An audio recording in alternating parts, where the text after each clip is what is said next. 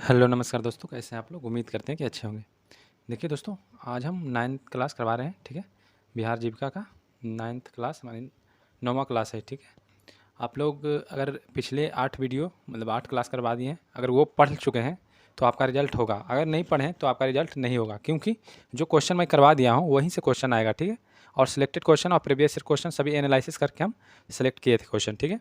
अगर जो अभी तक नहीं पढ़े हैं वो 8 क्लास पिछला, तो वो जाकर के प्लेलिस्ट में लिखा होगा बिहार जीविका क्लासेस, वहाँ पे जाकर के आप देख सकते हैं, ठीक है? या आप टेलीग्राम पे ज्वाइन हो जाइए, वहाँ पे सभी क्लास है, वहाँ से देख सकते हैं। बाकी टेलीग्राम पे जुड़ के रहिएगा, टेलीग्राम से तो आपको ये पीडीएफ भी मिल जाएगा आपको, ठीक है?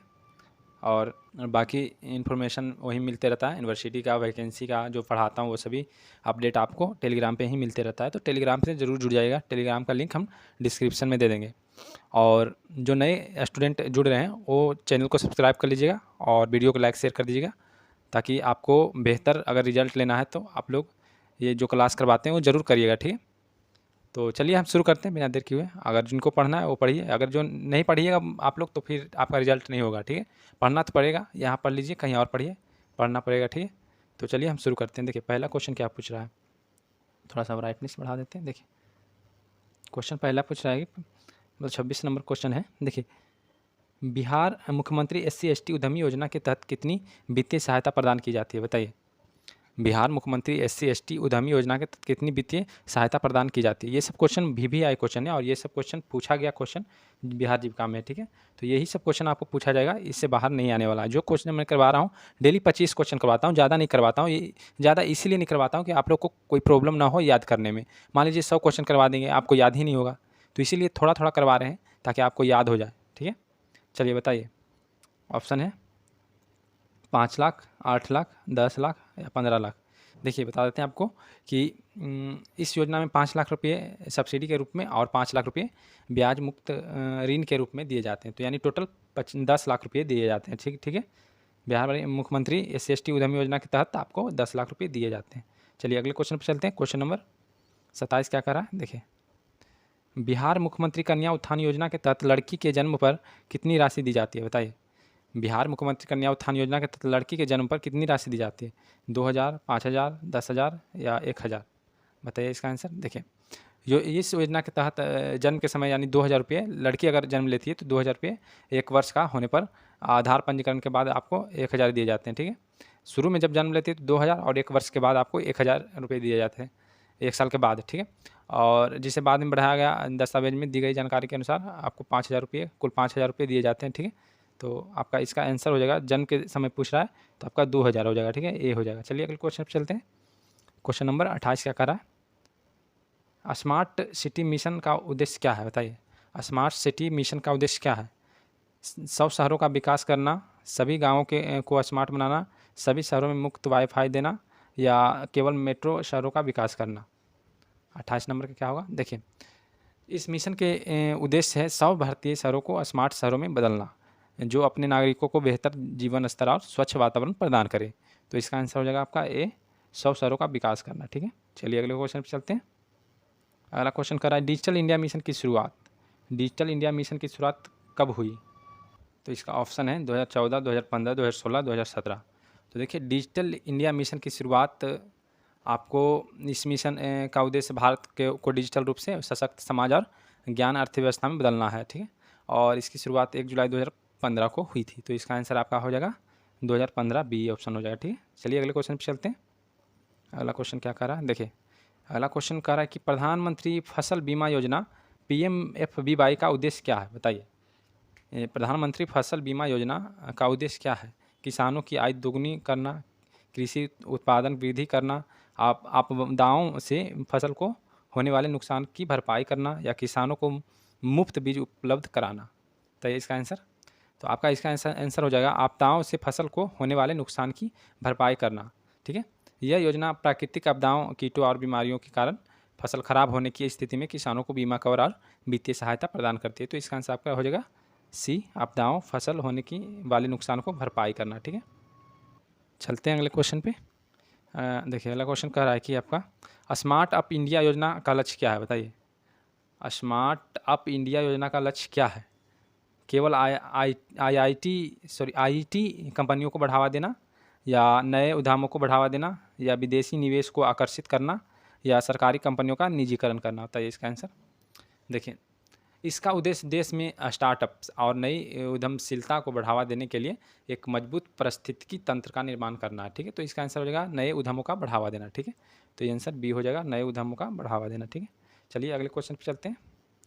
ये सब बहुत ही इंपॉर्टेंट क्वेश्चन करा रहे हैं आपको, सिलेक्टेड क्वेश्चन करवा रहे हैं। यही सब क्वेश्चन आपको एग्जाम में पूछा जाएगा, इससे बाहर नहीं आएगा। जो क्लास कर लीजिएगा, जो करवा रहा हूँ 25 क्वेश्चन डेली करवा रहा हूँ, इतना कर लीजिएगा, आपको कहीं पढ़ने की ज़रूरत नहीं, यहाँ से रिजल्ट हो जाएगा। ठीक है, तो आप लोग देखिए फ्री में पढ़ा रहे हैं आप लोग को, कोई पैसा नहीं ले रहे हैं। यही वाला आपको मतलब कि जो पढ़ाएगा मास्टर, तो वो कोर्स खरीदता है, आप लोग खरीद के करते हैं, 500 600 जितना भी लगता है, तो वो खरीद के आपको पढ़ना पड़ता है। और वही क्वेश्चन हम आपको फ्री में करवा रहे हैं, तो आप लोग पढ़ नहीं रहे हैं, तो फिर आपका ही दिक्कत है। अगर नहीं पढ़ेगा तो रिजल्ट नहीं होगा, सीधी बात है।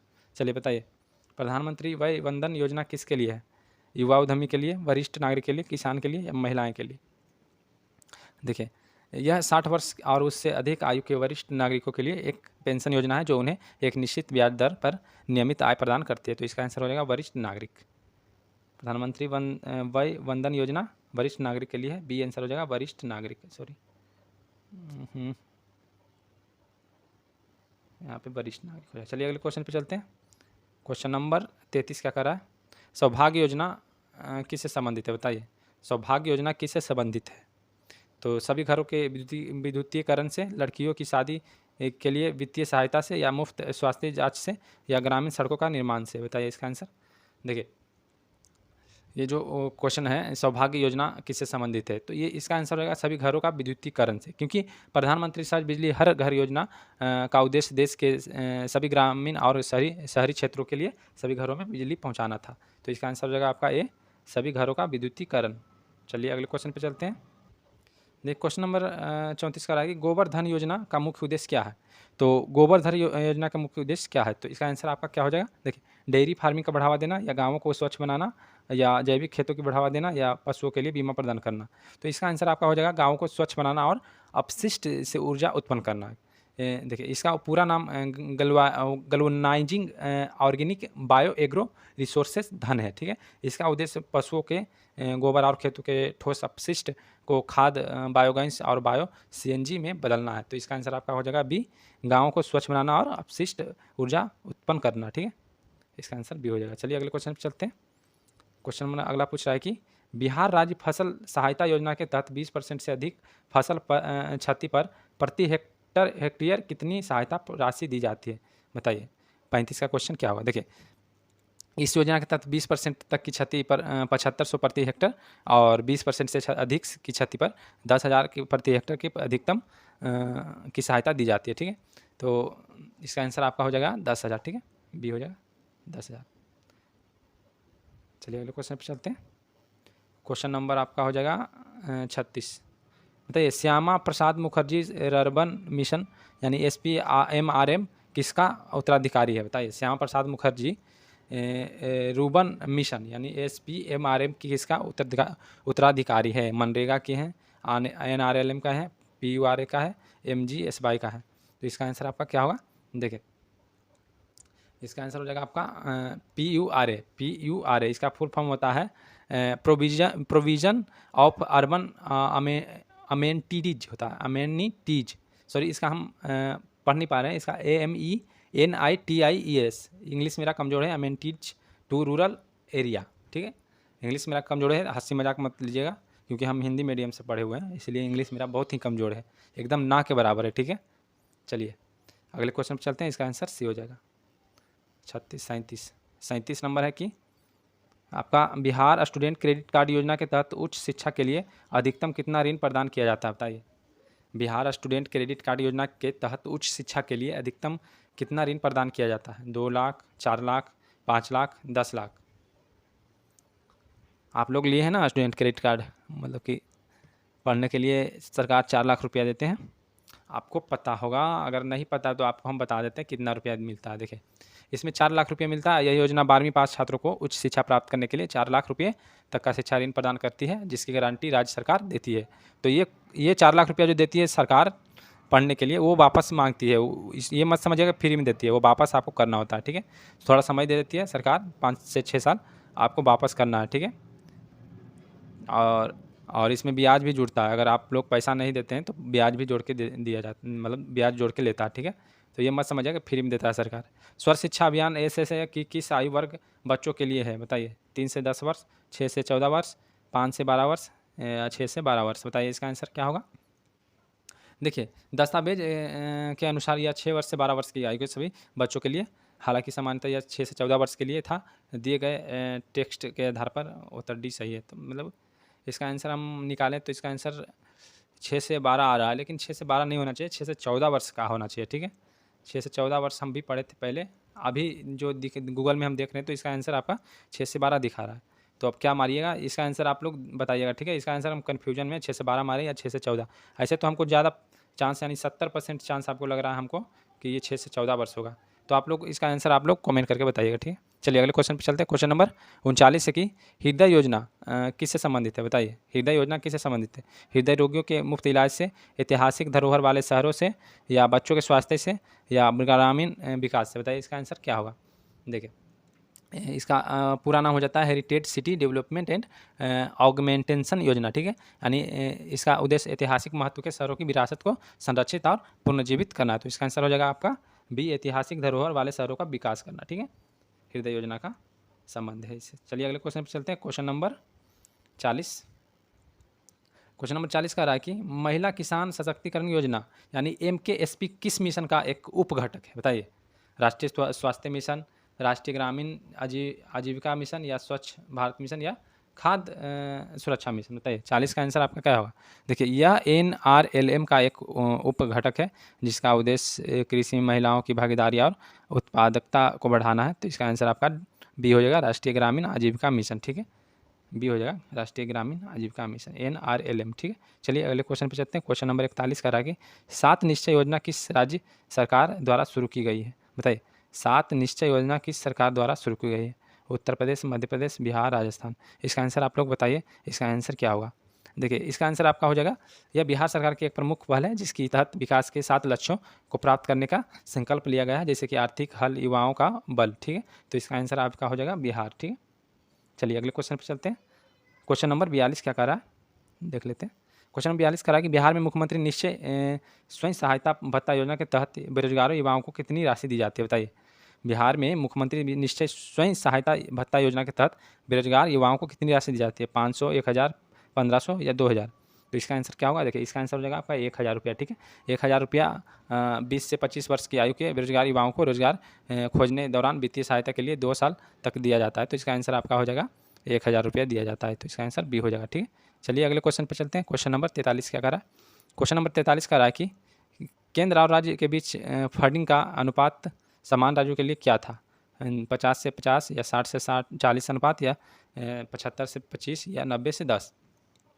तो इसका आंसर हो जाएगा 75 से 25 अनुपात था। यह एक ग्रामीण आवास योजना थी जिसे अब प्रधानमंत्री आवास योजना ग्रामीण PMG में मिला दिया गया। तो इसका आंसर आपका सी हो जाएगा, ठीक है। चलिए अगले क्वेश्चन पर चलते हैं। क्वेश्चन नंबर 44 क्या कर रहा है।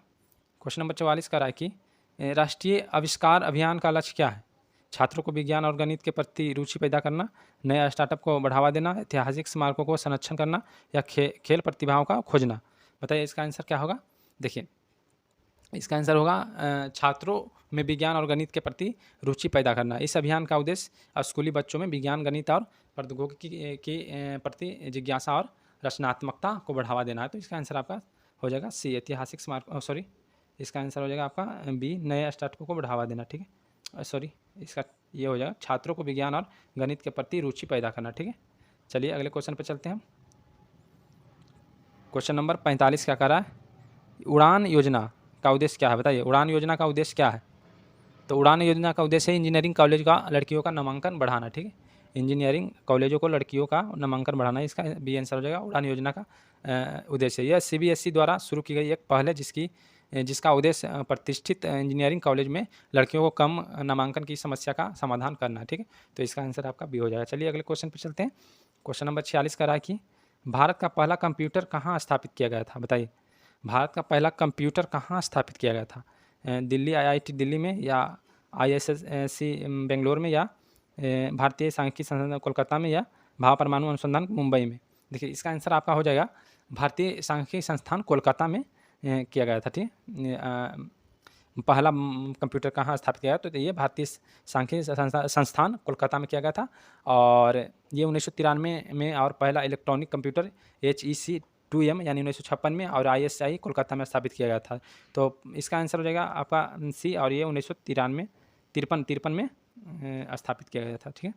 चलिए अगले क्वेश्चन पर चलते हैं। क्वेश्चन नंबर 47, IBM का पूरा नाम क्या है, बताइए। IBM का पूरा नाम क्या है, इसका आंसर आप लोग बताइए। इसका आंसर हो जाएगा इंटरनेशनल बिजनेस मशीन, ठीक है, इंटरनेशनल बिजनेस मशीन, इसका आंसर ए हो जाएगा, ठीक है। चलिए अगले क्वेश्चन पर चलते हैं। क्वेश्चन नंबर 48 क्या कर रहा है, GSM का पूरा नाम बताइए। GSM का फुल फॉर्म पूछ रहा है, GSM का। तो GSM का क्या हो जाएगा, GSM का हो जाएगा आपका global system for mobile communication, ठीक है, global system for mobile communication. चलिए अगले क्वेश्चन पर चलते हैं। क्वेश्चन नंबर 49 का रहा है कि कंप्यूटर में सभी प्रोसेसिंग किस में होती है। देखिए कंप्यूटर से क्वेश्चन है, कंप्यूटर में सभी प्रोसेसिंग किस में होती है, बताइए। तो इसका आंसर हो जाएगा CPU में होती है, ठीक है, जिसको बोलते हैं सेंट्रल प्रोसेसिंग यूनिट को कंप्यूटर का मस्तिष्क कहा जाता है, और जहाँ सभी गणनाएँ और डेटा प्रोसेसिंग होती है। तो इसका आंसर हो जाएगा CPU, ठीक है। चलिए अगले क्वेश्चन पर चलते हैं। क्वेश्चन नंबर लास्ट है 50, ठीक है, यानी 25 क्वेश्चन आज का हो गया। URL का पूरा नाम क्या है, बताइए।